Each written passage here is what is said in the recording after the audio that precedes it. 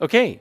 Hi, everybody. My name is Arthur Mason, and we're going to get started with this second part of the session for assembling the valuable and vulnerable North. We started yesterday with a great keynote speaker by keynote address by Gustav Lind from WWF, World Wildlife Federation. And I'm just going to make a few comments. I'm your moderator, chair, and I'll just give you just some general details. So we're going to these are very rapid presentations, almost like a poetry slam, where people come up for 8 minutes, deliver, and then we'll have two comments or questions after each presentation. And then at the end, if we have time, we'll have some sort of moderated discussion. I want to just to also let you know that it's for the speakers, please speak into the mic because we're also presenting this online, and that's where your voice is going to be recorded and positioned. We have we have two recorded videos, and the first I want to have the first one presented by Simony Howe. Simony Howe and Karen Hebert are two American scholars, anthropologists, who participated in an edited volume called Arctic Abstractive Industry, which this panel comes out of. And so I think we should begin with Simony Howe's presentation. She's always a good speaker. Okay. And then we'll go to the I'm really glad to be part of this panel, and I want to thank Arthur for organizing it. Really happy to be part of Arctic Frontiers. So as you see here, the paper I'll be presenting today is called To Melt Away Abstractive Sensations in Ice. In recent years, ice has become a climatological signal, an important one, a substance that renders visible rising temperatures brought about by anthropogenic climate change. Ice can be measured, its retreats photographed, its depths plumbed, and its duration or its lifespan calculated. And it is now melting nowhere faster and faster than expected in the Arctic region. Melting ice is now understood as the key index that polar temperatures are increasing dramatically, and according to the Intergovernmental Panel on Climate Change, taking glacial diminishment to be the highest confidence temperature indicator in the entire climate system. The physical changes to ice, along with the geohydrological implications associated with it, have, of course, become regular media features as news of catastrophic melt continues to mark our times. Today, I would like to share with you some of my findings and observations in Iceland. You see circled down here at the bottom, where I had been conducting ethnographic research over the last several years. As a cultural anthropologist, I've been trying to understand how ice's material form is changing and moving, and also how it's being understood differently among Icelanders and within the ecosystems that they inhabit. My thinking about what I now call cryo-human relationships has drawn inspiration from several intersecting debates in the social sciences concerning climate change, environmental conditions, and adaptation responses to the Anthropocene. I also take a cue from the feminist science and technology philosopher Dana Haraway, who calls us to attend to multiple kinds of what she calls responsibility, or the affective capacity to recognize the inner folding of human lives among a multiplicity of beings and inanimate forms. I think Iceland is a very important locus for understanding climate change because few places have had more glacial retreat or experienced melt more dramatically than Iceland. 10% of the country's surface is covered by glaciers, and it is home to the largest ice cap in Europe, Vatnajökull. Since settlement in 874, glaciers have played an important role in Iceland's history and culture, often as dangerous, threatening to displace villages with encroachment or massive outburst floods. Because of climate change, however, the cultural meaning of glaciers appears to be changing. Bodies of ice that were once threats are now vulnerable and in need of care. Iceland's more than 400 glaciers now lose 11 billion tons of ice per year, and scientists have predicted that by the end of the 21st century, all of Iceland's glaciers will be gone. Helga Edmundsdóttir remembers the sea ice when she was a girl growing up in a little village in the northwest of Iceland. It actually terrified her at night. Ghostly moans were emitted as floating mountains of ice would rub up against each other, aching out a kind of frictional chorus. That is heard much, much less now. These days, Helga explained, I hardly ever hear that screeching sound of ice at sea or the sounds of it bumping up against the ships in the harbor. And while it scared me then, she went on, I do miss it now. The sound that Helga recalls with a mix of both nostalgia and apprehension is what early European and North American sailors in the Arctic often called the Devil's Symphony. But for Helga, lacking the eerie sound of that sea ice, the Icelandic coasts are now quieter than before. And so we can look at silence or understand silence as taken to be a further confirmation of a melting north. Since sea ice also serves as a bulwark and barrier to storm waves and the erosive powers of the world's oceans upon glaciers and ice sheets, the silencing of sea ice is also a signal of more disintegrations to come. Guðfinna Athergisdóttir has just returned from Sólheimajökull. You see her here with her pencil in the front. Sólheimajökull is a glacial tongue about 2 hours southeast of Reykjavik. Guðfinna teaches a glaciology class for exchange students in addition to her regular research and teaching as a professor at the University of Iceland. And Guðfinna explains to me that glaciers are anything but static. In fact, she said, they are best understood as operating like a conveyor belt. They move, and they move material. Snow and ice accumulate in the higher altitudes of the glacier and are depleted at the lower reaches. But Guðfinna and I talk for some time about what she calls glacial response. She notes that Earth's systems have accumulated only about 150 years of really intensive fossil fuel use. Before the fourth assessment report of the IPCC, Guðfinna explained, glaciers and ice sheets often appeared in diagnostic modeling as what she called white mountains. But of course, ice sheets and glaciers are not inert or static, but instead they are these very dynamic forces that are contributing to sea level rise and changing weather. Aware that models have been insufficient in some cases, Guðfinna quite plainly stated her estimation of the present, that this is the largest uncontrolled experiment that we humans have ever undertaken. And she added, we'll see where it leads us. Guðni Gunnarsson and his wife Hulda Magnusdóttir have lived their entire lives near the village of Hup in the southeast of Iceland. They are sheep farmers with a home at the foot of a glacial tongue at Fláajökull. Guðni is very clear that he has always found glaciers to do more harm than good. He explained in detail their dangers, the way they can crawl over land and destroy it in their wake. Glaciers could become monstrous, he said, toppling structures and uprooting homes.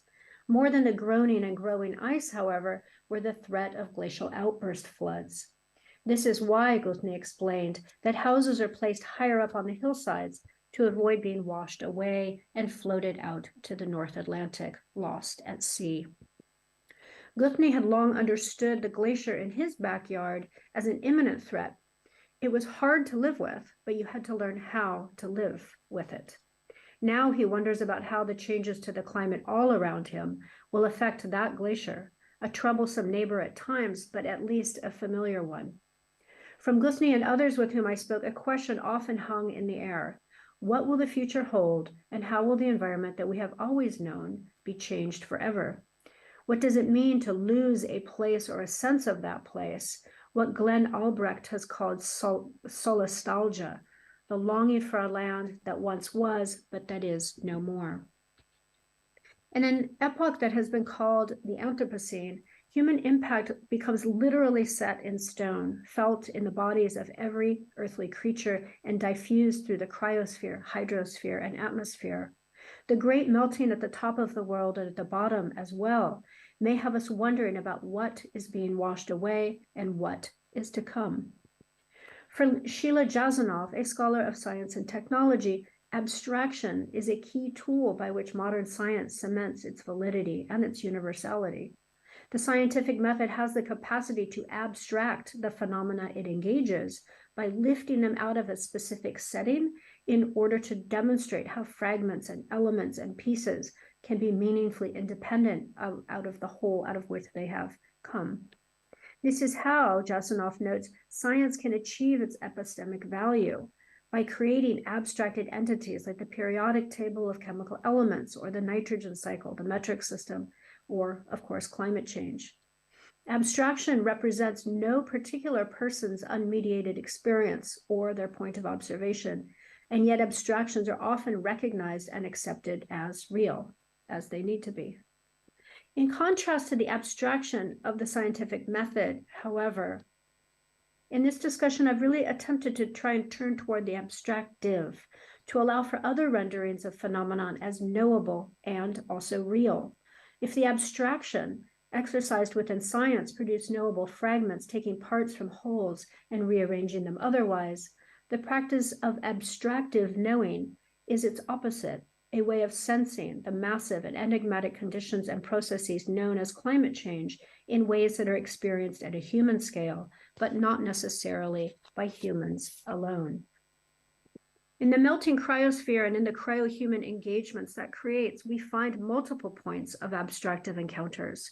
Climatic conditions become known and sensed in their multiplicity. Between the abstractive sensing that happens in the memories of sea ice, the ever-sharpening knowledge of glaciology, and the affective ambivalence of farmers whose lives have been shaped by ice, we're able to find the kind of responsibility that Haraway has described. Slipping between abstractive sensing and abstracted sciences, as melting ice would have us do, we are then led to new engagements with a cryosphere that is disassembling, retreating, and becoming differently in its dissolve. Thank you.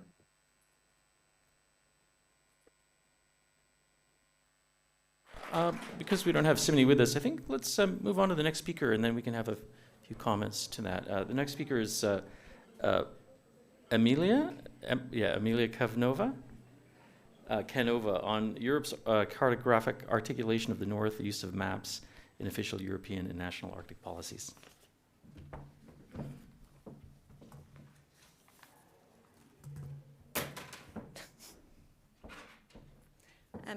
Hi, good morning, everyone. Oh yeah, okay, cool. Good morning, everyone. Thank you for attending this session. So my name is Emilie Canova, and I am a PhD candidate in geography at the Scots Polar Research Institute in Cambridge University. And today I will be talking about maps in the context of Arctic-Europe relations and their role in the process of region building and power relation. So this is part of my PhD research, which in a nutshell looks at reframing the way we have looked at and therefore understood the geopolitical relations between the European Union on the one hand and the Arctic region on the other. So far it's been understood as a political entity, the EU engaging itself in a geographical area, the Arctic. But among the entities engaged in constructing the Arctic region, the EU is an actor that itself participates to constructing a region, namely Europe, that is overlapping territorially with the Arctic region and institutionally with the Arctic governance, as illustrated on this slide. So I look at these relations as the interaction of two overlapping regional systems that construct each other and interrelate. So before I dive into the analysis of maps and how they can shed light on these Arctic-EU relations, there are 4 things you need to know about EU-Arctic relations. The first EU Arctic policy was published in 2008, and today the EU remains an ad hoc observer at the Arctic Council. But in the past 3 years, there has been a progressive geopolitical awakening from the EU, leading to a geopolitical commission, and this is visible in the latest EU Arctic policy published in October 2021, in which the EU claims to be in the Arctic. So why look at maps, and what is a map? Well, a map is 3 things. First, you can think of the tool that you use to navigate a place or to locate things in space. But maps also serve as an authority reference, which is often obscured, and that helps setting the scene for understanding and for human action. And this is when people, for instance, in political settings said, well, just look at the map to justify something they've done. So the historians of cartography define maps more broadly as graphic representations that facilitate a spatial understanding of things, concepts, conditions, processes, or events in the human world. And European cartography and scientific cartography is nowadays a distinct mode of visual representations of the world. So why study maps in order to shed light on Arctic-Europe relations? Well, there is also a third purpose of maps that scholars have pointed out, which is that the maps have a performative character. They are space-making practices. And they have a role of mediation that establishes different specialities, that conditions different ways of organizing space politically. Therefore, when one investigates region building, as I do in my PhD, a region building in the Arctic and region building in Europe, and region building investigates and problematizes the production of space and collective representations by actors and how they conceptualize a region, and maps thus participates to this process of creating a very material, visual, and mental spatial fix. So Arctic scholars have for more than 10 years now, have shed light on how the various ways in which the Arctic is imagined and constructed and performed by different actors shape it as a specific space with its own property, and how the various scientific assessments produced by the Arctic Council working groups, and especially the maps that you can see here, have also how climate change has, for instance, been framed as a territorial concern for the Arctic. And these maps have been then widely circulated and have had an authoritative power that have been reproduced in all the national and the various documents when talking about the Arctic. So it's important to understand how maps give way to particular vision and certain actors while silencing others. In Arctic-Europe relation, what is very notable is the absence of maps in EU Arctic documents. So in my PhD, I looked at 110 maps from different types of documents. Here I focus only on the one in red, namely Arctic, European, national, and indigenous people policies and strategies. Here is just a summary of the main thematic maps that you can find in this document that are all the variation of the base layer that I showed on the previous maps. But in the EU Arctic documents, there are no maps. So I went to look at other kind of documents, namely the communication material and the internal working documents. And I found 3 maps. But before that, just to let you know, there are between 2008 and 2022, there have been 13 documents focusing exclusively on the Arctic region. That have been published by different EU institutions. And if we go back to 1996, there are more than 20 documents in which the Arctic is mentioned, and especially the Northern Dimension documents that covers part of the Arctic. And what is very striking is that there are no visuals at all in these documents. However, there are visuals in other EU documents and other strategies, such as the Strategic Compass. And this stands in stark contrast with Arctic national strategies or Arctic Council documents, in which the visual mode of communication is very present, not with maps, but with like beautiful pictures of the Arctic. So one can also wonder what is the audience of then such just a document in the middle, when there is seems to be like any communication form. So the 3 maps I found is the first one is the cover of a report of a conference organized by the European Parliament in 2007 on the Northern Dimension. Nothing very much to see about this map.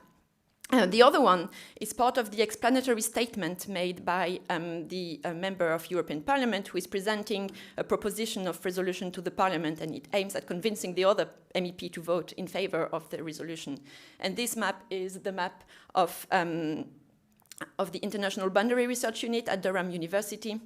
And through representing the Arctic Ocean, it depicts the boundaries of Arctic states. And the third map is this one. This one is in fact not a printed map, but an animated one that appears in the video that was the official promotion video that accompanied the publication of the policy documents in 2021.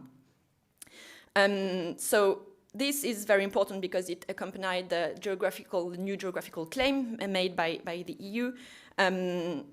And it displays the EU member states in green and associated states in lighter green, and only pins the 8 Arctic countries. Moreover, you can see a distorted Arctic circle, and the Arctic circle is not shown on the map. So the EU appears as the single geographical entity in this map. So in a nutshell, because apparently I've already run out of time, some conclusions. So there is first no consistent use of maps, and they all have different purposes. One is just used for illustrative purpose and show the geographical scope of the northern dimension. The other one is just explanatory and have this authoritative reference purpose. And the last one in the video, the only one that is part of a communication material that can be put in the category of maps in other national documents that aim at showing how close to the Arctic external entities are. UK, China, Faroe Islands, Estonia, Scotland, they all use this kind of maps. They are in a way supporting the narrative of the EU, but they are also in a way contradicting the narrative, and they all show a legal and political vision of the Arctic that stands in contrast with the use of the geomorphological maps in other documents. So one can, what it does links to is the emergence of a legal Arctic region, but also to the fact that that maps participate to the construction of different kinds of region, and that it's and then condition the political ordering and the interaction. And thus, on the theoretical part, it's just that the framing of the region that emerged through actor discourses or visual representation are self-representative, but not necessarily self-interpretative. Other people have other interpretation that sometimes clash, and therefore, it's also important, as in all knowledge production, to take into account all different kinds of maps and visual representation. Thank you. Great. Stay up here for a second. Let's take a few comments. So we have a microphone, and maybe we'll take 2 comments together or 2 questions together. Can we have someone? Okay, great. Thank you. Thank you so much. This is a great presentation. Your point about maps being instruments of power and authority is really important. One thing I think about a lot is how fast maps go out of date in the Arctic, particularly maps of sea ice and shipping routes, and the IBRU maps, as you pointed out, are constantly being updated. So what are the implications of that very short life cycle of maps for the broader enterprise of map making, for knowledge production, instruments of power, the kinds of things that you're talking about? Yeah, that's true. Well, first of all, the first implication is that all maps that are in national politics are already outdated, and they kind of circulate and visualize something that is not there anymore, if ever it was. And in terms of map making, there is this, one of the map I showed, like the SDI portal, is the idea of constantly having this base layer map, and then you update constantly, and you need to have that to, yeah. Thanks. Just wanted to say this is very interesting. As a policy researcher, I've never kind of thought about the importance of maps. And I actually wondered, what do you think this tells us about European Arctic policy? Or does it tell us something about the nature of the European Arctic policy? Or is it more that, okay, I've seen other communications from the Commission and I think they're not very visual as they are, but does it somehow say how lack of importance or how would you interpret it? Yeah, so for me, those says mainly like 2 things. One is that the EU does not or kind of lacks visual tools to envision and okay, it says a lot of things in its policies, but it's not really. I don't know to whom the audience of these policies are, and if they are to be taken as national policies or compared as such. That's the first thing. So it's the nature of the documents is questioned through the absence of maps. And second, it also for me, as the EU has kind of, as researchers have pointed out, as kind of a denial of geography and is more value-based and refuse the adhesion criteria are only value-based and then it's not geographical. So the absence of map or the distortion of the map of the Arctic maybe links to the fact that they are kind of projecting a legal order or a value-based order and not seeing and not interpreting the Arctic as a geographical place. Okay, thank you. So, we're, as I mentioned before, we're on a incredibly tight time schedule, so we just sort of limit ourselves to 2 comment questions and some really brief remarks. Is Michael Riegler here? Okay, great. And he's representing a number of researchers and he's going to be speaking on behalf of them on a titled The Norwegian Artificial Intelligence for Sustainable Commercial Fishing Competition. Yeah. Thanks a lot. So I prepared, I think, 20 slides, so I will be for sure out of time. I'll do my best. Okay, so who of you knows AI, what artificial intelligence means? Okay. 3, 4, 5. Okay, a lot. Who doesn't know? You heard AI, I guess. So I prepared a lot of slides on the basic of AI, but I will skip through some of them, and you can read after that if you want to kind of know more. So what is AI? It's basically part of, if you look at the AI stack, we're basically starting up here. And then we have, within AI, we have machine learning, and within machine learning, we have something called deep learning. And then within deep learning, we have a lot of different kind of algorithms. But if nowadays someone talks about AI, most of the time, they talk about deep learning here. So that's basically what people talking about AI these days. If you look around in the world, into research, industry, and so on, you can actually see it's everywhere.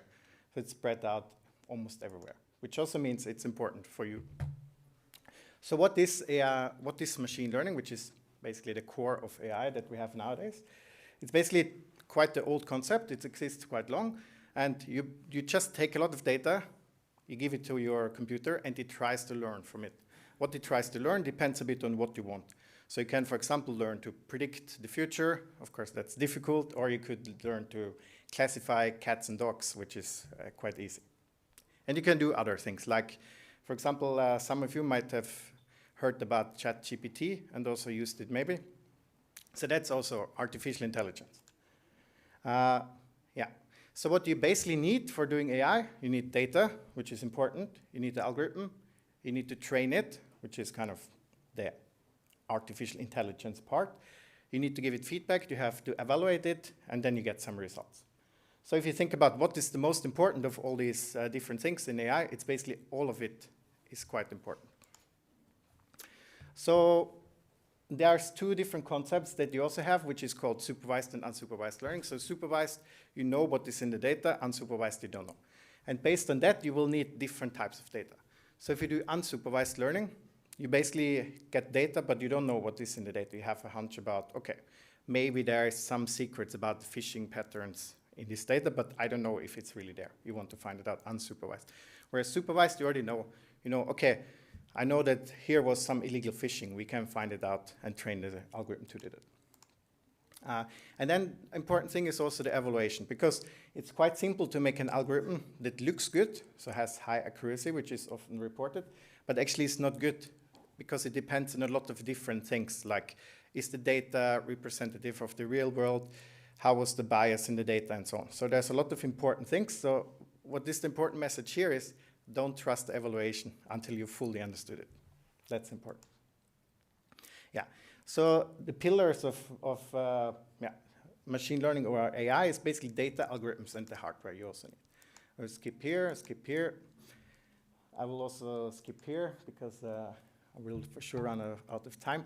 So what I'm talking about today is actually an AI competition. Who of you knows what the AI competition is? None? Okay. So there are actually computer science people that usually work on AI. They like to compete and make algorithms that outperform others. So what the nice thing with that is, you can actually kind of abuse them to work for you for free. So let's say you have a really nice data set, but you don't have a lot of machine learning people lying around that can work on the data for you. You could say, okay, I tried to find some interested machine learning people that helped me to design a competition where other data science people from all over the world can start kind of contributing and working for me for free in a way. So why is it good to do that? It increases comparability. That's one of the main reasons why we want to do it. So we want to have comparable and open science.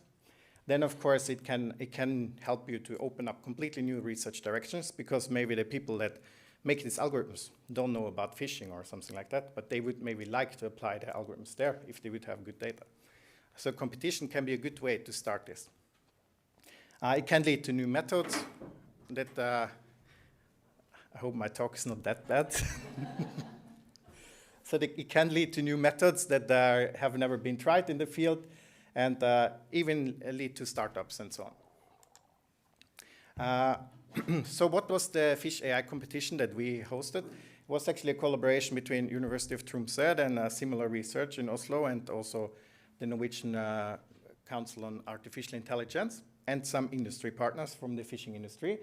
And we actually wanted to see, can we design an AI competition that can target sustainability in fishing in Norway? So there's a lot of data collected in Norway that is not used, kind of not analyzed in a machine learning or AI context. And we were wondering, can we actually make something out of that? So it was an industry-focused competition, because we kind of got addressed by industry if we can do this competition. So you can see you can do it either from the academic side or from the industry side. And the first prize was actually a startup package where the winner could kind of start a new company. So what were the tasks that we had? When you have a competition, you need tasks that you can solve. And what we usually try to do is, we don't want this task where you just compare a metric. That's a bit boring. So we usually have this low-hanging fruit. We compare a metric task to get people hooked into the task. And then we kind of make it more interesting. And the more interesting task in this competition were actually the second and the third, where we said, okay, once you can do catch optimization based on the data you have, can you actually use that to make reports that you can give to fishermen, for example, and they can use that in their daily work? And how would these fishermen actually evaluate this work? So we basically had the two-stage kind of evaluation. We had the more kind of quantitative, and then we had more qualitative, the other two tasks, which was quite interesting. The data we used everything was public available. So it was catch nodes from Norway, temperature, surface temperature data, something about the moon phases, and so on. And participants also could use their own data sources as long as they were public available. So that was the only rule. They could not be like a big company that has a lot of secret. Okay, I'm out of time. Okay, let's just conclude. So here you can see some results. Also important here. We published the proceedings to all the participants. So if you're interested in details, you can actually go there and read up all the different solutions and so on. What you can see in the metrics here is actually interesting, is that it's a very difficult task and it's not solved for sure. So there's a lot to do. Here you can see some of the examples, how they made the different reports. Yeah, and the lessons learned, it's a very difficult problem to do this kind of analysis with this data. But I think it has a lot of potential to make new and interesting industries. Still needs a lot of work, what we could see in the metrics, and you can also read in the papers that are published. And what is really important is, the algorithms are important, but what is actually really important is to get access to domain experts and the data, and put this knowledge into the algorithms. Thanks.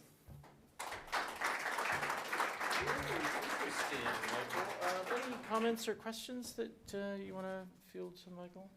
Yeah. Do we have a microphone? Thank you very much for this very interesting talk. My question concerns the applicability in different countries. As far as you know, is such technology, such AI technology, used within or beyond? IUU fishing, so illegal, unregulated, unreported fishing around the world in different states, and how long would it take to actually implement this in different countries? So it depends a bit on what data you get, But we actually, so the task was not about illegal fishing, but we also do research on detecting illegal fishing. And there we rely, of course, most on GPS data. And it's challenging, but you can see that it's actually possible to do it in different countries. But the most important there is to get access to satellite data that is produced in a kind of good time frame. So you don't want to have data from 1 week and 1 week. The best would be if you have maybe every day or even every hour, which is difficult. But it's possible to transfer to other countries, yeah. I think because of time, we'll just move on to the Yeah. next speaker. Yeah, thank you very much. Is Paul Kivimia here? Okay, great. Yeah. The title of the talk is Russia as a Landscape Factor in the Energy Transitions of Small European Countries. Okay, thank you. This paper is a part of a larger project looking at the connections between energy transitions and national security in 4 European countries. In this particular paper, which we actually started this work already in 2020, so before last year's events, and we were interested in how the global energy superpower Russia formed a landscape pressure for smaller countries in the interface of energy and security. And we're in particular interested to see like how perceptions about Russia in the governance of these smaller countries affect the decarbonization of the energy system. As a conceptual framework, we used the multi-level, or one part of the multi-level perspective of sustainability transitions. I assume not a lot of you might know about this, and I'm not going to go into detail. But the idea is that if we want to achieve socio-technical change in systems such as energy, mobility, food, it's sort of a longer-term process, and because the socio-technical regimes and systems are quite stable, in order for the transitions to happen, you need sort of new innovations from as technological niches gradually become part of the new regime, but also broader landscape developments might create windows of opportunity. And here we're actually thinking that the Russia and how it's perceived is a landscape pressure for smaller countries. The landscape has been defined in different ways. It comprises slowly changing factors and rapid shocks, which we've now seen in the case of the war and the COVID pandemic. It's also been described as a socio-political landscape formed of institutions, values, and regulations. What is interesting that, of course, it's seen as something that individuals per se cannot influence, but by performing practices upheld by social norms and values, we actually contribute to the sort of social construction of the landscape. And how actors actually interpret landscape developments form those pressures. So, for example, we have climate change and physical evidence, but we've also seen how actors, politicians, and companies perceive climate change has actual impact on policy developments. So this research is a qualitative study drawing from interview data. We conducted 46 interviews, sort of late 2020, early 21, with various actors knowing about energy and security. And then we had always planned to do a second round of interviews, which now became more important. And we have re-interviewed about half of these experts, or some of the interviews are still ongoing as a comparison. We also wanted to look at whether the shift of last year had resulted in what might be called as exceptional measures in any energy policy in these countries, something that's quite atypical for them before. So now I'm just going to go through each of the 3 countries that we cover as examples. So if we look at Estonia, which is a sort of a small Baltic country with the Russian border, before we could see sort of two types of effects. In one hand, the perception about Russia supported the transition away from, especially on Russian energy dependence and dependence on fossil fuels. Russia has always been seen as a potential threat, and there's been distrust and dependence on Russian energy. At the same time, there's been elements hindering the transition, especially in the northeast of Estonia, where much of the oil shale production was concentrated in, which is an economically deprived area with a large Russian-speaking population, and there were concerns about Russian reactions in relation to the Russian-speaking population that suffers as a consequence of the oil shale phase-out. One of the quotes I drew from was, at that time was, "We see a very determined and aggressive Russia rising from the ashes and threatening the Europe." So in a way, Estonians already saw the risk early on. When we look at the present moment, there's not that big of a difference, but what we can see that there's been what has been described as an even more vivid understanding of risks and higher push for renewables. So energy has risen higher up in the political agenda. But at the same time, as we've seen in many European countries, domestic energy sources are favored in the energy crisis, and there's been an increased support for the continuation of oil shale instead of phasing it down. There were some exceptional measures, such as ban for gas imports from Russia and speeding up wind turbine permitting, and the government funding for a new radar, which might allow expansion of the offshore wind energy. A quote from more recent time is that there is also a risk that Finland will have troubles in electricity supply, and that's something that has come into the interplay here in Estonia as well, given that the countries are connected by joint electricity transmission networks. Moving to Finland, which is a very different case from Estonia. And in Finland, energy policy has followed this sort of business market-based logic, really not interested in the sort of potential geopolitical threat of Russia in the energy policy context. Before 2 years ago, some people identified Russia as an unpredictable neighbor, and also during the past 15 years, there was a reducing emphasis on removing connections or energy dependence on Russia. But at the same time, there was a very widespread, especially among politicians, unwillingness to discuss Russia as a security issue in energy policy. And there were only certain politicians that brought it up, while at the same time, of course, defense and security policy were strong. So in essence, there was a dissonance between Russia as a geopolitical threat and a business partner in energy trade.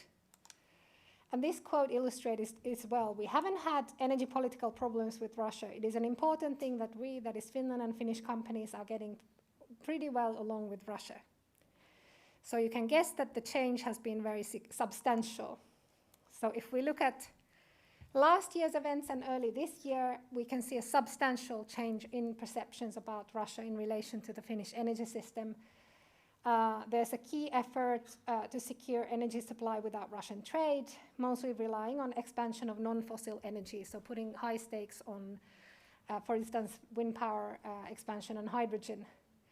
There are some aspects hindering the zero carbon transition. We have a peat as a domestic fuel, and there's been increased political demand for peat and forest-based energy and sort of halting the planned peat phase-out. There have been quite a few exceptional measures in energy policy, leasing the liquefied natural gas ship, stopping gas and electricity supply from Russia, and speeding up new wind power. And I'm not going to read the quotes since I'm running out of time. But it sort of shows that the trust has ended with Russia. I'm not going to, since I ran out of time, but what I can summarize from Norway that actually before last year's events, there was very unclear effect on the transition, potentially due to Norwegian sort of full energy independence, some differences between ministries, and sort of balance between deterring and serving Russia. But what we see from this year is that there's now more awareness of the criticality of infrastructure in Norway in general, like the security aspects related to energy infrastructure and the risk of Russia, but also the increased importance of Norwegian oil and gas for European supply. And what I can actually highlight as one of the measures is that from the recent strategy report, there is a policy to ensure that the petroleum industry is developed and not discontinued. So in a sense, highlighting to the separate direction. Okay, so quickly to summarize, landscape is largely a social contract, and the geopolitical perceptions matter. Perceptions can change, especially via landscape shocks, which we have seen. Otherwise, the change is really slow. And here we can see that the landscape of shock of the war can influence energy transition in both ways. Thank you. We have time for one comment. Comment or question. Is someone want to pose a question? I have a question then, if no one. So, what it's impossible to understand these things so quickly, so much information. But, it strikes me, though, that in Finland, these comments, you're comparing these two sort of time moments, but how do you methodologically assure yourself that that there is differentiation, or that there isn't just, simply sort of a heightened drama with the Ukraine war? Because my sense in Finland is that they've been really concerned about Russia forever. And one of the reasons that they might be making these statements like this is just so not to, they don't know where these statements might circulate. So it might be worthwhile to just say, oh yeah, things in Russia are great. I mean, of course, this was a sort of short summary, but what we can see that there's been a big distinction between the energy policy and the security policy domains. So in a sense, they've been kind of separate discussions. Great. Perfect. That's a great Yeah. response. Thank you Yeah. very much. So basically, I think it's a great response because you're making differentiation between the technical and the political, right? In terms of energy security is sort of a technical issue. Okay, let's see. What we have next is, moving right along, is Paul, Anne? Yes, Anne here. Okay, great. Yeah, and let me just let me give the title of your talk. Is this the circular economy in the seafood industry? Perfect. That's me, yeah. Thank you. Thank you. So I will inform you a bit about the work we are doing in a project on the circular economy in the seafood industry. This is funded by FHF, I'm not sure the English name of that, Fiskeri- og havbruksfondet. We started with the circular economy in the Norwegian strategy, which shows that there's a huge potential for fisheries and aquaculture when it comes to the circular economy. So when we started with this project, we took a basis in this strategy and also read other strategies related to the Food Nation Norway, which was published 2 years ago, I think. The plastic strategy, the EU Green Deal, and the EU taxonomy, especially there, the environmental target 4. We looked into the SDGs and also other reports, especially Nofima has published several reports about the circular economy in the seafood industry, focusing on the challenge by having sustainable feed and so on. And also looked into our own projects in Norse. This is a project that is in Norse together with some external clusters. So what we have done is that we have done a literature review where we have gone through the different projects that are funded in Norway from different sources like the Research Council and so on.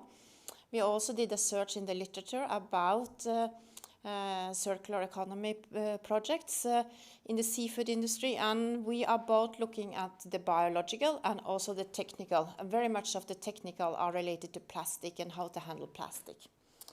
We have also searched, but it's not that easy to get a full overview of what the industry is doing by itself. So we have also done interviews with a lot of the different clusters in Norway and also with the big actors about their strategy into the circular economy and examples of projects they are having.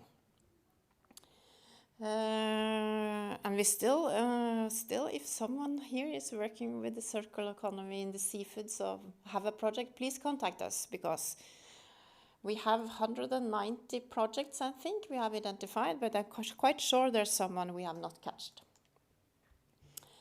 We're also going to select some cases. We have, for example, selected cases of the use of insects to do an economic sustainability analysis of different cases. And this is what we have done until now. Now we are planning 3-4 future workshop scenarios with both the industry and research institution, academics, and so on, trying to discuss how we can improve the work towards the circular economy, identify further knowledge needs, and what the challenges are, what are the hindrances, barriers, and also what kind of incentives they think are important to put ahead now to kind of speed up the circular economy. And by the end of the project, we are going to make a suggestion for a roadmap for the circular economy in the seafood industry. This is just some examples of projects which are within Norse working into the circular economy. For example, we are working on how to use the marine raw materials in a good way. We are working on sustainable feed to, for example, reduce the climate footprint. Collection of sludge, which is maybe most easy with RAS facility and land-based facilities, and trying to see if, for example, algae can eat these and so on. And also this transition to more renewable energy sources like biofuels and electrification of vessels. We're also looking into, for example, new system of operations like the RAS and also IMTA. We had a very nice workshop last week in Tromsø together with Nofima, working on IMTA, this integrated multi-trophic aquaculture. And also the use of CO2 capture, and by that we are working on the use of bacteria and fungus in using this as feed, and then by producing proteins that can be used in feed for the aquaculture industry. What we do in the project is also that we ask and investigate how much this project we have identified are moving into machine learning and digitalization, the use of, for example, modern gene technologies like CRISPR and so on. We also we thought it was interesting because circular economy, it's not only for us to reuse, it's a kind of the reuse of the resources, but is it environmental friendly? So we are also looking into some on how other biodiversity conservation attached to this different project into the circular economy. So we started with trying to analyze the projects. We always like to have some framework we're going to put the work we are doing into.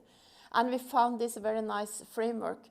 And what we see is that most of the project we have identified are from R0 to R3. It's a kind of the reduce, reuse level. So it's a long way to go if one are going to get up to R9 level. But this is something we were still analyzing the cases and also are thinking about how to describe, for example, cases we have identified and worked with, how they can get up to the bigger level. We also have a small ambition inspired by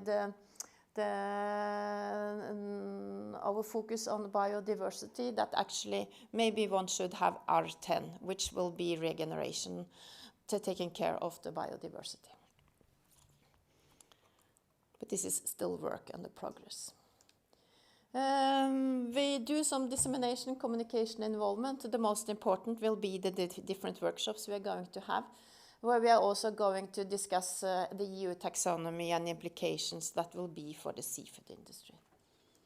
And this is my last slide. We are different divisions within Norse working in this project, and we also have Proactima involved at doing interviews and so on. And also Biotech North that is going to help us with these workshops, and Blue Planet that is involved in dissemination and other things. So, thank you. I think we're going to just go on to the next speaker. Yeah, because of time constraints, we're going to move to Randall Hyman. And the title of his talk is Climate Change and Indigenous Rights, A Tale of Two Peoples. How to run this thing. Here you go. Here's the... Push the green? Yeah. Okay, well, I'm trying to figure out where I fit in here. And I'm a journalist. And I think the best thing to say is we've been talking about borders and information, maps. And, you know, as a journalist, I connect dots. I travel the world for a lot of different magazines. I'm freelance. And I've been doing it for almost 50 years now, believe it or not. And so that's what I want to do is talk with. The other day we had this workshop or panel discussion about media, but I was the missing element because I'm your worst fear. I am the media. For you scientists, I'm the person that is your loudspeaker, your connection to the public. So let's see what a journalist does. What I've done in this case is I've done a lot of work in Nordic countries and also in my own country, the United States. And this was a project that connected the dots. This is what I do for a living, is asking how things are connected, how they're linked, and how they work. I connected the dots from Sapmi to the Southwest U.S. It's namely two indigenous peoples, the Sami and the Navajo, or the Diné, the Diné people of the U.S. So a lot of my work, as I said, has been in the north, but a lot of it's been in Brazil and the Amazon and all over Africa. But eventually I was drawn back north, and I went to Greenland and other parts of the Arctic. I lived in Iceland. I speak Icelandic.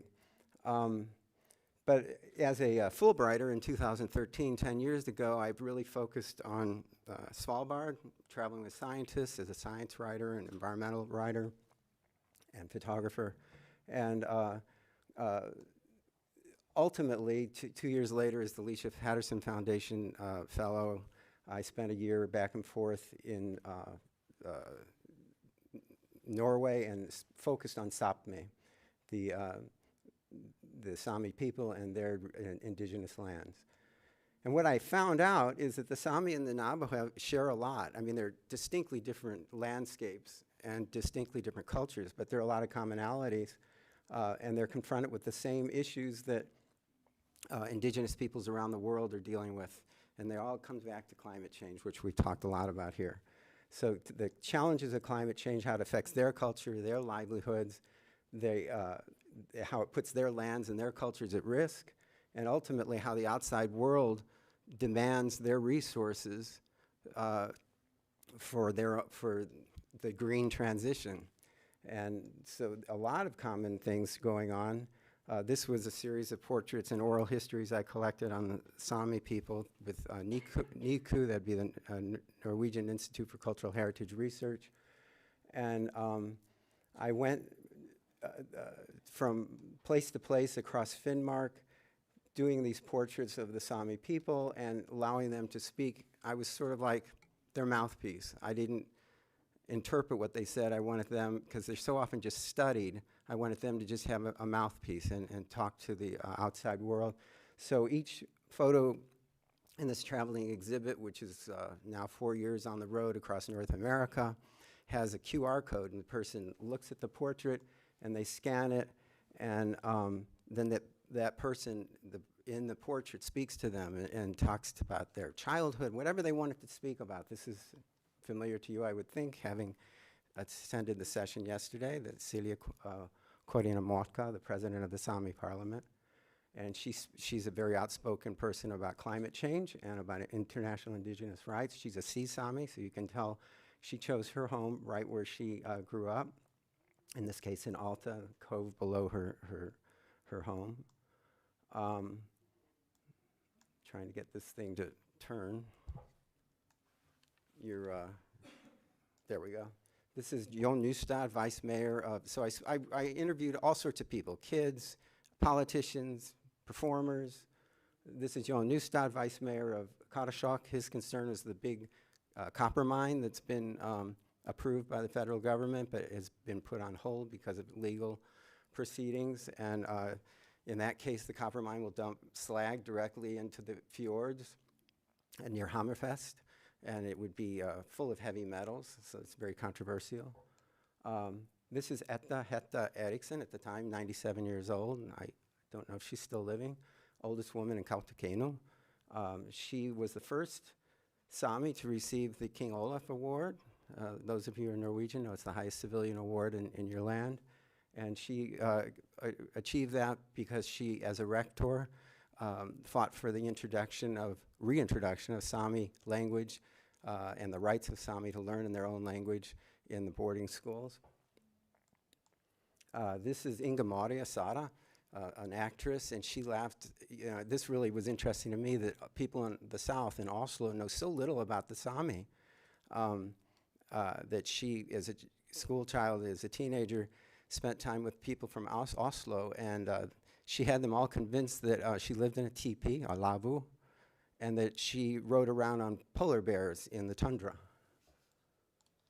Mattis Eda, it speaks for himself. He's in reindeer school and in Kautokeino. And there he is in his mom's kitchen butchering the reindeer. And in his various comments, he said, "I want people to know we are still here and we speak our language." Kai Sombi, heavy metal rocker. He was the first to infuse rock with the ancient yoik chant. Those of you who are familiar with the yoik, it's channeling of animate and inanimate objects through chant. And he used it he talked about how they gave a concert along the coast where there's more prejudice against Sami people. And everyone was yoiking, having a great time. And then afterwards, the one guy out in the audience wearing his bunad, his gakti, as it's called in Sami, they took him outside and beat him up. Inga Rovna Eda, president of the Sami Writers Association, she writes of how DDT was used on the pillows and sheets in the boarding school too, because the Sami people were thought to be full of lice. So these children were sleeping in DDT. And she tells how her brother, who had darker skin, the teachers in the boarding school decided he was dirty. So they scrubbed his neck until it bled, and she had to stand there crying, trying to protect her brother. I turned my attention then from the Arctic to my own country, and I had a series of assignments in Navajo Nation in New Mexico and Arizona. And there are about 180,000 people living on the lands there versus 80,000 or so Norwegian Samis. But I saw the similarities in the form of X's, and that's namely extraction and exploitation, extraction of their resources. Oh, am I out of time? That's what the zero says? Maybe a concluding sentence? Oh, okay. Let me just whip through the slides right quick. This was a thing on Chaco Canyon on the Navajo, and the contest between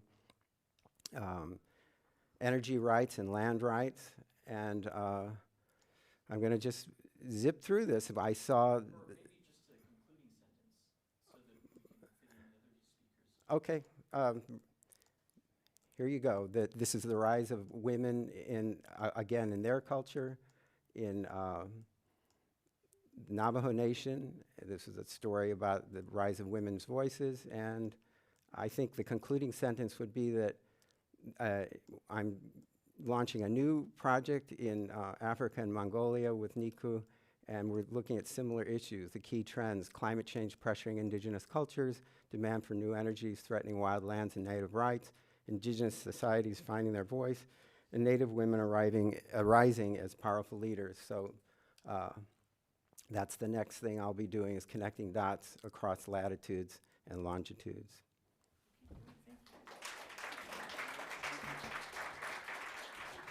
Gosh, I'm just like pushing people along here. It's crazy.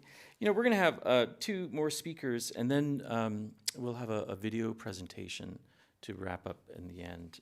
So I'm going to ask Sadie Holland to come up from University of Bergen, Transforming Relations, the Whale and the Whales of Indo-Norway. Thanks, Sadie. Hi, everyone. Just want to say it's really great to be here. Really excited to be part of this panel, part of this conference. Indeed, I'm from the University of Bergen, the Social Anthropology Department, and I started 5 to 6 months ago. So what you're going to see here represents the quite early stages of my PhD at the University of Bergen, as part of the Sea Times project, which is funded by the Norwegian Research Council. And the title refers to the fact that, in my opinion, and as I hope to show, there are whales and then there's the whale. And these are the things that I'm going to try and discuss in this brief presentation. So first of all, I will talk about the location. This year, I'll be undertaking 5 to 8 months of fieldwork in this location, which the Norwegians among you will be familiar with. It's an archipelago called Vesterålen with the island of Andenes. And it's a very small community of people, around 2,000 people, very close to the Bleik Canyon, which is 3,000 meters deep, you can see, and pretty close to the community. So this makes it a really great destination for whale watching. Different species can be observed, some year-round, some seasonal. You have sperm whales, you have humpback whales, you have orca, minke. Probably many of you have even heard about this or been on a tour, perhaps even from Tromsø. And Andenes in particular, the small place I'm going, attracts, by some estimates, around 50,000 visitors a year. It's hard to know how many of these are for whale watching, but it's safe to say that it's a pretty important industry for the local economy, and they want to increase those numbers also. So this leads to 2 main whale watching companies in Andenes, Whale Safari Andenes and Whale to Sea, that offer different types of tours. And they also do a lot of scientific research, some of which we've heard about here at Arctic Frontiers. So next, I just have to go back because I forgot to add a picture. What you see on the left is the whale. So the whale is a proposed and hopefully happening exhibition centre, which is funded by various actors in Norway and designed by acclaimed Danish architect Dorte Mandrup. It received a lot of international attention when it was announced, and it was originally supposed to open this year or next, but due to funding delays and budget constraints, it's not happening this year anymore. And so that's a bit uncertain, but this is supposed to be built in Andenes within the next, let's say, 5 years. And it will hopefully attract a lot more international visitors and really put Andenes on the map as the place to see whales. And what's interesting about this museum, I think, or exhibition space, is, as said by the architects themselves at a recent event in Oslo, the idea is to celebrate whales and their ties to us, to create a unique and unforgettable experience, to inspire people to learn about whales and to raise awareness of climate and the ocean. And so what I think is interesting is that when we're talking about the whale, we're really talking about a composite animal laden with symbolic value. This is not just whale species. This is the idea of the whale. And I think that's what leads it to be able to be called that in the first place, because whales have such immense symbolic value. And I think they really emphasize this in their presentation. So they mention the fact that the library of relations, the ways that humans have related to whales in the past, and currently do too. And meet the family. Whales play, fight, love, mourn, communicate, are social animals. They are just like us. So they're trying to emphasize whales as a part of humanity's common heritage, maybe even the humans of the sea, something which connects humans to these creatures. And what's notable about this in the Norwegian context, as many of you will know, is that Norway is one of the few countries that still hunts whales. And so in some ways I'm interested in exploring the tension or otherwise, the contradiction, or perhaps not contradiction, between these different ways of knowing the whale and knowing whales and relating to whales in a country that both celebrates and eats them. So, am I good for time? Yeah. Sorry about that sound. So we've had whales and the whale, and now I'm going to talk about the super whale, which is a concept that came up by created by the Norwegian anthropologist Arne Kalland in the 1990s and the 2000s. And Kalland was quite specifically in favor, or not in favor, but he was very sympathetic to whaling nations. And for him, it was important that we differentiated different species of whale rather than talking about what he called the super whale, which is this composite of different traits. So friendly, large, clever. For Kalland, this was all a kind of ploy to make people feel more sympathetic to whales. And he did an extensive and authoritative study on this in Japan and Norway, which I agree with some parts of or disagree with others. But what I think is interesting is when we talk about the whale in the definite singular rather than the indefinite plural of whales, there's something significant going on there in how we think about these animals.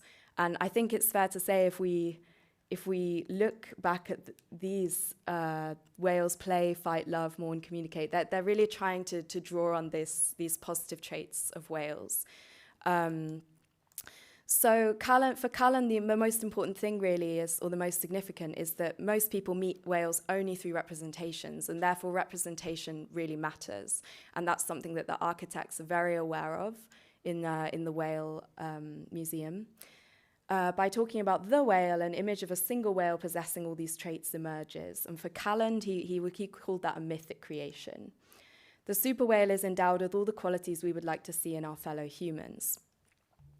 So while Calland really meant this super whale as a critique, I think I would like to end by saying that symbolic value is still value. And if we're talking about the vulnerable and valuable North, I want to say that value is not only economic, and there are many different ways of understanding value to local communities. And I think the whale can be seen as a symbolic material entity, as identified by Anders Bloch.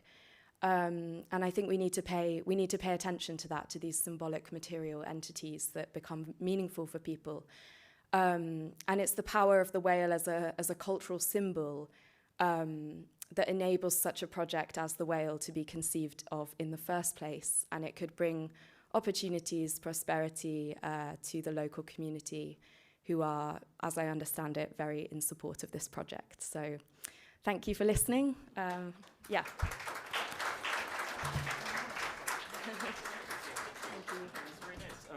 We'll have to just continue on. But it's a nice connection with the concept of abstraction and the ice. It was. Let's hear now from Alina. Is Alina Kovalenko here? Okay, great. And container ship trade between Northeast Asia and Northwest Europe. Thanks.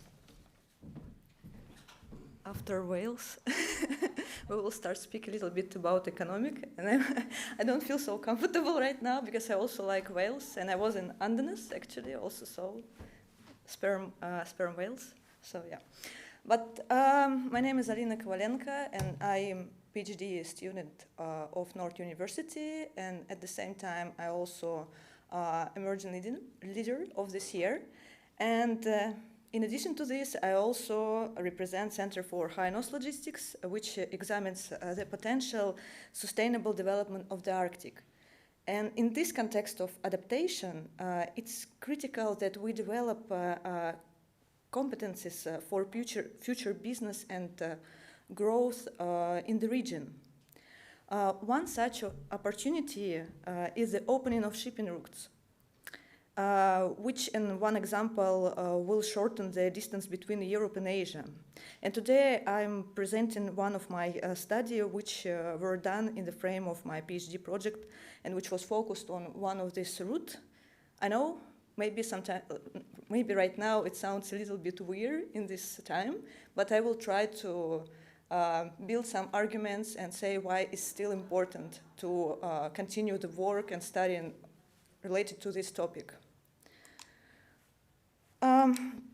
Ice melting in the Arctic opens new opportunities for cargo transportation through the polar maritime routes. Specifically, if we're speaking about the Northeast Passage, which offers a shorter route between northwestern Europe and Northeast Asia, has not yet been fully developed due to limited transport infrastructure, scarcity of high ice class container vessels for year-round operations, and of course, the sensitivity of the route to geopolitics in the Russian-controlled areas. However, we envision a long-term outlook where geopolitical issues can be resolved or avoided by shipping in neutral waters. And in addition to this, after 5 day trips with emerging leaders and discussing also green shifting, I created one extra argument. and I would like to share with you, and you can, of course, criticize still me. From the sustainability standpoint, the Arctic route holds potential for a more sustainable container line than traditional route, like a Suez Canal, for example. Areas, as a logistician, I can tell you that areas with undeveloped infrastructure may be faster to adapt green technologies, like building green shipping, if we are speaking about maritime industry. And resulting in lower emissions and risks, as well as a greater accessibility to markets for remote and coastal communities, if we're speaking about sustainable development. And yes, it's like argument why we should continue this study, but focusing on this study, what I did, like I'm trying to understand the impact of Arctic route on trade between Northeast Asia and Northwest Europe, and to identify potential trade flows through the NEP, through the Northeast Passage. For this, we have designed a conceptual model to examine the demand for maritime container shipping and explore factors that impact maritime trade between these two regions.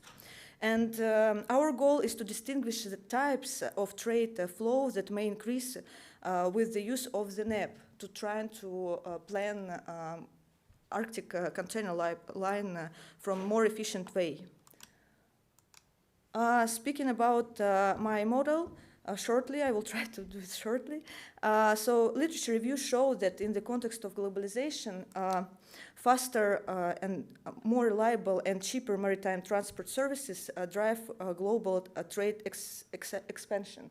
That's why I added variables for my model. These factors such as logistics performance and transport costs, which can directly influence to the volume of maritime trade.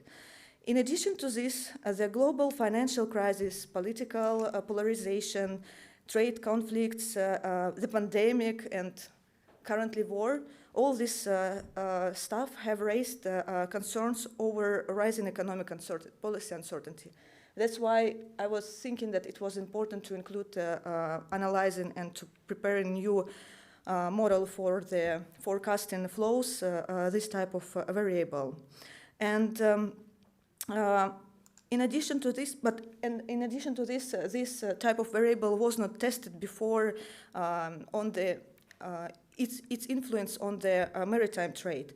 In addition to this, I also added two control variables, like oil price and economic growth, and built direct relationships.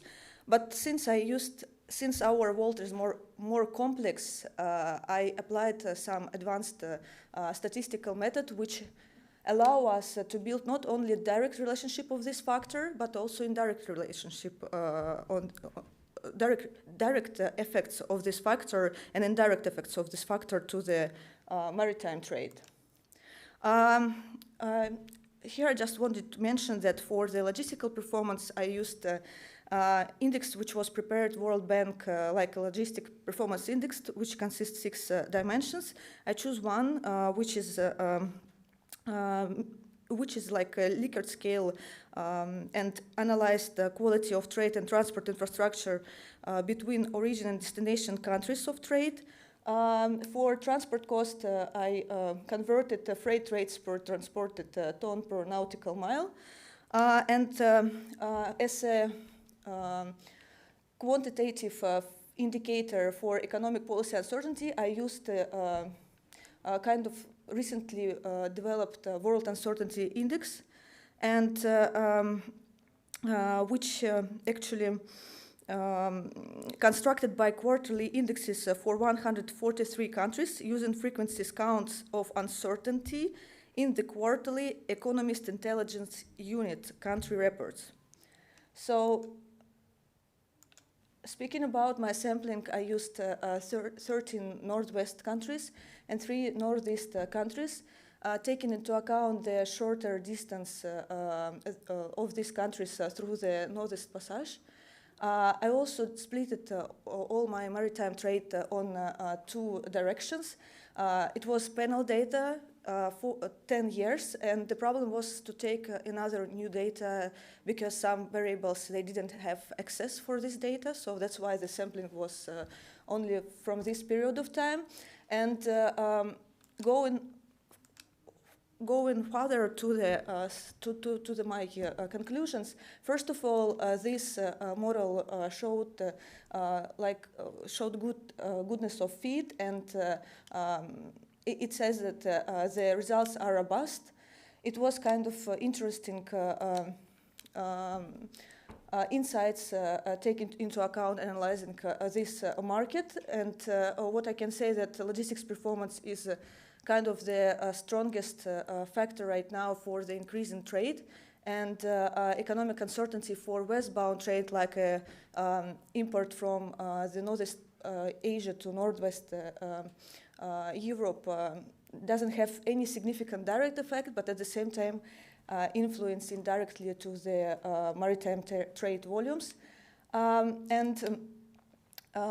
In addition to this, I just wanted to mention that I did disaggregated analysis, which showed different sensitiveness on maritime trade volume of selected types of commodity groups.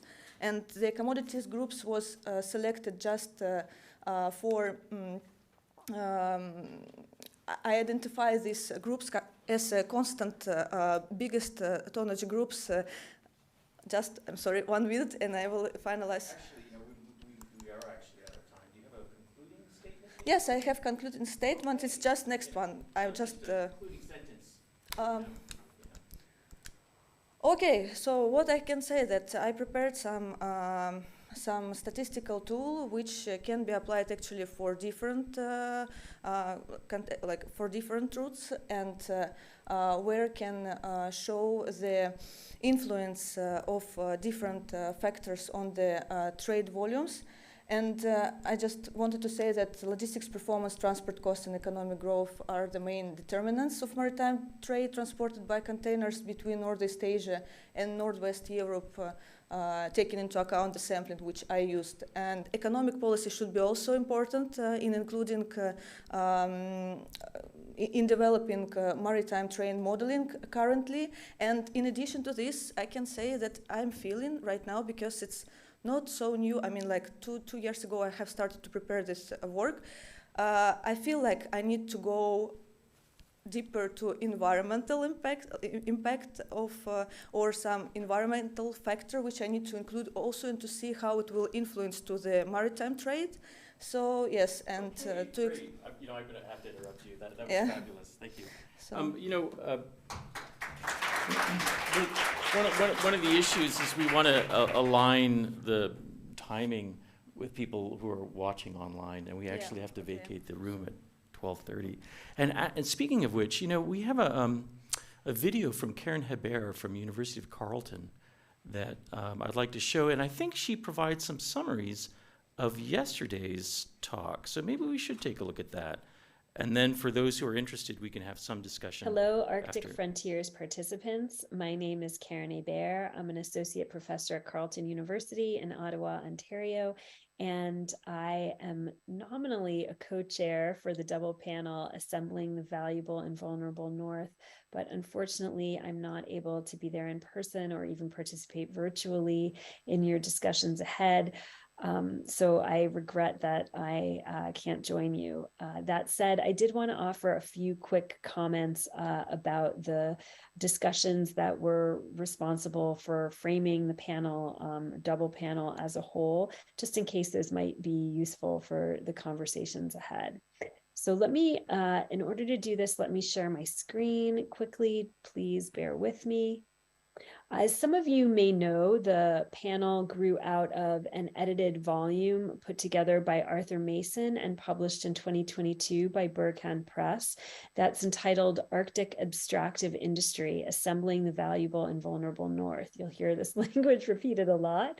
My chapter is co-authored with my longtime research collaborator, Danielle Di Novelli-Lang, and it's entitled The Biggest, the Best, the Most, the Last, Creating Valuable and Vulnerable Resources in Coastal Alaska. Now, Danielle and I each have long-term research, ethnographic research experience on sort of opposite sides of southern coastal Alaska, so in Alaska's subarctic, but nevertheless, we've observed in our work in and across these locales, both independently and collaboratively together, we've been observing a number of intersecting developments that we're, are certain are relevant for understanding trends that are happening in Alaska and maybe to some degree across the North as a whole. So maybe I'll be curious to hear whether this is true in all of the sites that you're examining as well.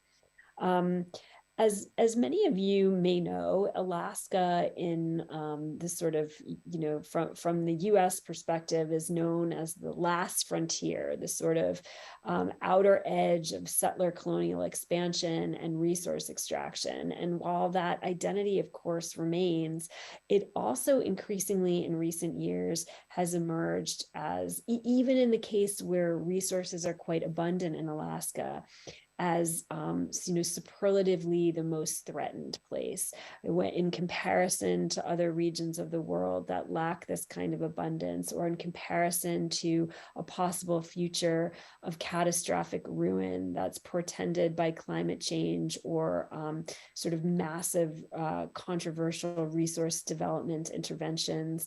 The abundance that even Alaska continues to enjoy is sort of threatened with the specter of catastrophic ruin. And that has been really palpable in a lot of different contexts in our field research. And in the chapter, we explore how it's evident in debates surrounding the management of bears, otters, and salmon.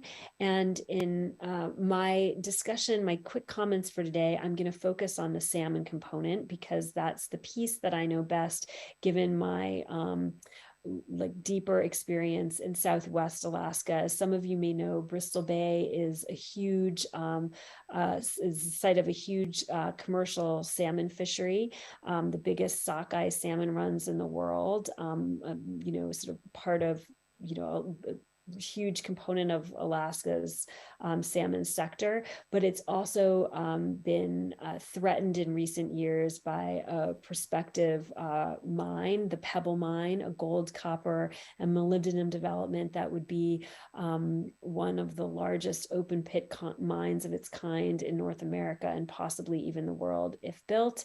The likelihood of this mine actually being constructed has sort of swung across the spectrum since the mid 2000s when it really first emerged on the scene, oftentimes sort of tracking US federal administrations. And across this time, it's been really some sort of new developments have been really clear to us that this struggle has foregrounded. And for one, we see this as a sort of signaling the possibility of a new relationship between value and vulnerability. So in contests involving resources today, especially palpable in the struggle against the proposed Pebble Mine in Bristol Bay, vulnerability is no longer just a condition to be remedied, but also increasingly a force to be harnessed, and specifically harnessed on a global stage for resources to be enlisted in the fight against, in the Bristol Bay case, these controversial resource development projects. Now, in the introduction to the edited volume, Arthur asks really important questions about whose stories are being pressed into service with these kinds of representations and to what ends on page 9. And we specifically want to know in the cases that we're looking at with these wildlife species in Alaska, in addition to whose stories are being pressed into service, sort of whose activities and whose caretaking of the environment, whose efforts to knit different kinds of coalitions together, whose work is being pressed into service, and how is this rendered and to what ends. And we have some conclusions that we're drawing that I'll detail now as a result of that. So in Bristol Bay, one really noteworthy thing is that a lot of groups that were formerly really found themselves on opposite sides of particular local issues have been sort of joined literally under the banner of salmon, as you can see in these images from a hearing before the U.S. Environmental Protection Agency, or the EPA. And so most prominently, indigenous and environmentalist groups and different kinds of fishing interests, recreational, commercial, and sports and subsistence fishing interests have all sort of joined forces to oppose the mine. And these are groups that have really complex and oftentimes sort of thorny histories of work with one another. So they've united in the face of the mine and their collective opposition to it, but that front takes a lot of work to maintain. Now, especially in my past work, I've really focused on how powerful these movements have been, sort of collectively. In this case, you can see sort of literal bodies assembled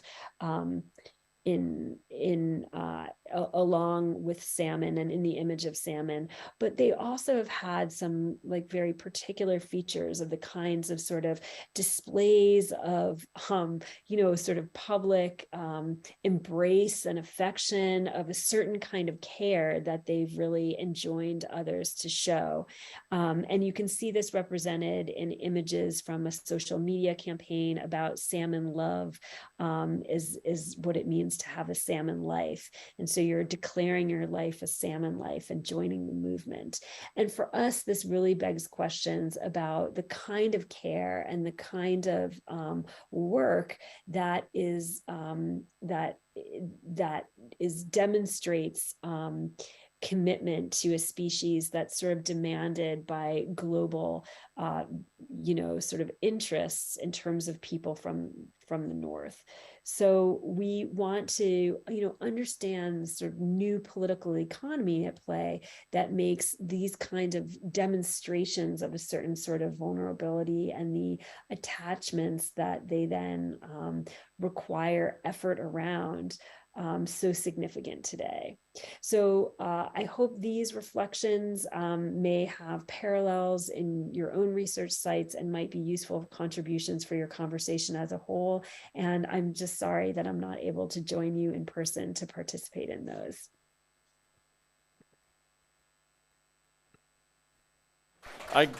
This is the end of the session. We hope that you can bring these conversations to your lunch conversations, and thank you for attending the second part of the social science panel at Arctic Frontiers. Thank you very much.